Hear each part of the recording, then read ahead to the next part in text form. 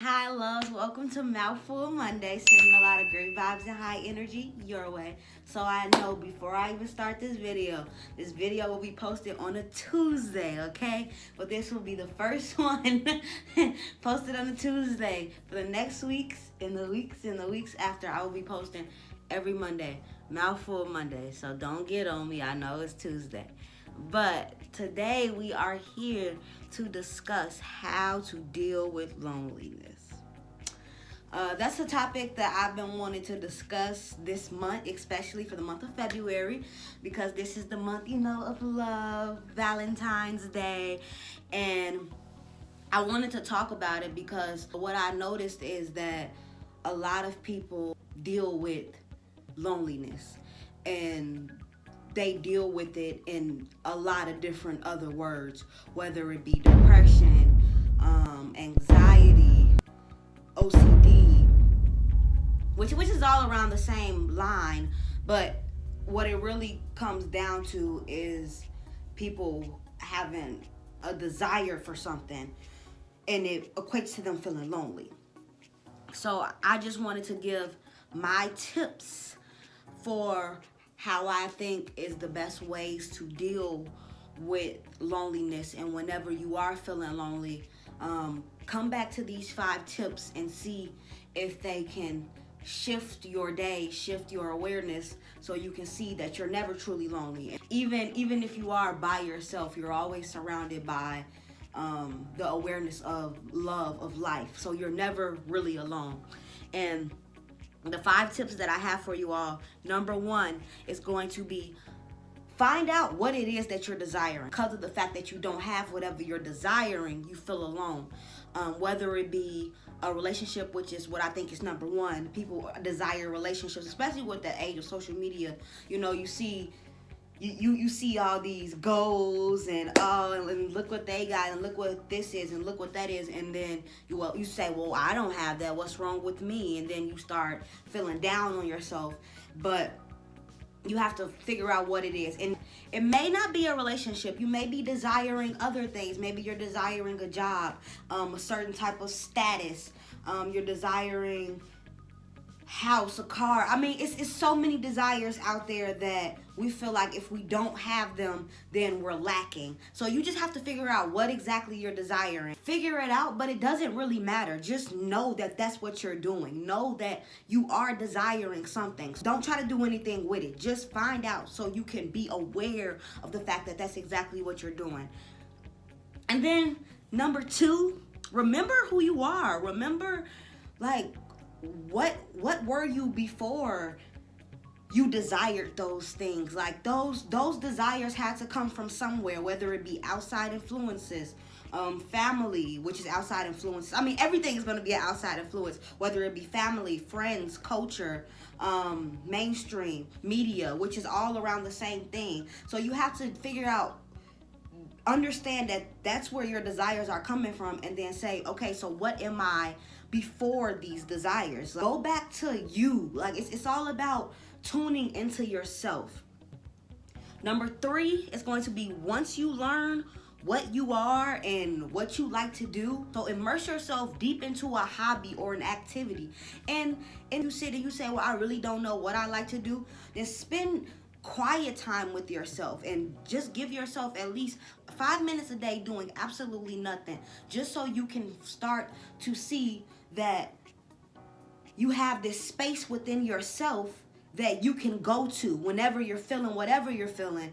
You can always go back to this space within yourself where you're not lonely, because as long as you have that space, and I call it the awareness of love. How can you ever be alone when the awareness of God is always surrounding you? The awareness of love, you're always surrounded with that. So if you can't find anything that brings out your godliness, because whenever you're immersed in something that you really love, you realize that time kind of escapes you. You don't even pay attention to time because you're so focused in what you love. And that's like your godliness coming out. That's what you were created to do, put on this earth to do, was to dwell in what you love. You were not here to be sad all the time and be depressed and feeling down on yourself. You were here to enjoy life. Like, so find out what it is that you enjoy. Like I said, step 3, immerse yourself in it. And if you don't know what you enjoy yet, but you will find out, allow 5 minutes with yourself. Allow 5 minutes to just be quiet and do nothing, and make sure that, and this is the most important thing, make sure that whatever you are doing, it's not something that you're using to cope. Because a lot of times we think that we enjoy these activities, but then without these activities, we're still feeling antsy and anxious and sad and depressed. But with these activities, we notice that those feelings go away. Realize that you are coping with whatever you are doing. You have to find something that you're happy to do it, you're happy without doing it. Like, it has to be a continuous flow of feeling.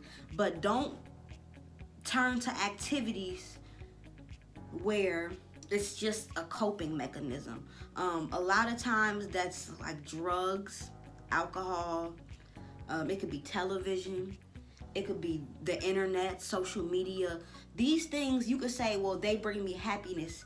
They're a distraction. They're a distraction from the feelings that you are avoiding at the moment. So those are not helpful when trying to get out of loneliness, trying to get away from those desires that's not even your desires. So you have to go back. Like I said, it always goes back to the self. Step 4 is love solitude. So like I said, if you can't find a hobby, even if you have a hobby, go back to solitude. Understand that when you think you're alone, you are never alone. So you have to be able to appreciate that space that you are in when you're by yourself. So that way, when you appreciate that space, whatever else enters that space, you can appreciate it even more. A lot of people, when they go to their coping mechanisms, drugs, alcohol, social media, even relationships, a lot of people feel like, well, once I get into a relationship, then I won't feel lonely anymore and I'll feel happy. But that's like the opposite of what happens. It can, for a while, you will have the feelings, they will go away, but then they'll come right back up because you never really dealt with the issue. And the issue is that you have a hard time being by yourself. And if you can't be by yourself, then you won't be able to really enjoy another person, because before you know it, those feelings will come up in one way or another, whether they be insecurities, lack of understanding, lack of compassion, jealousy. Like, they can show up in so many ways that the main thing is that you have a hard time being alone with your own self. So how can you like fully appreciate somebody else unconditionally, or fully appreciate anything unconditionally, if you can't appreciate yourself unconditionally? And number 5, which is the most important step, love yourself. Have to make sure you're loving yourself. And that goes back to every other step. Make sure you love yourself, because if you don't love yourself, who else is going to love you, you know? Until you love yourself, until you are comfortable with solitude, until you know who you are without society, culture, and your friends and family telling you who you are, you will never be at peace with yourself, whether it be with another person or whatever you're doing. If you find yourself irritable all the time, those are signs that you have a hard time dealing with yourself. You know, you always irritable.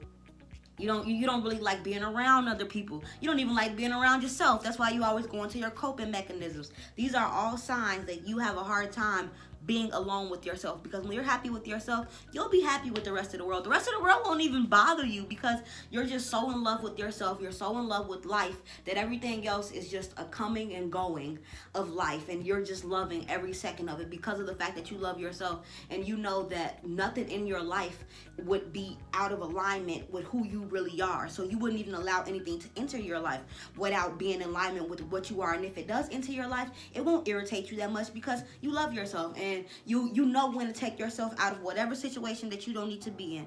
Find out whatever you're desiring, just so you can acknowledge the fact that you're desiring. Remember who you are. And if you can't, go somewhere, sit somewhere 5 minutes a day, and just give yourself that peace time. Immerse yourself in a hobby or an activity. Love solitude. And most importantly, love yourself. I love you guys. See you next Monday.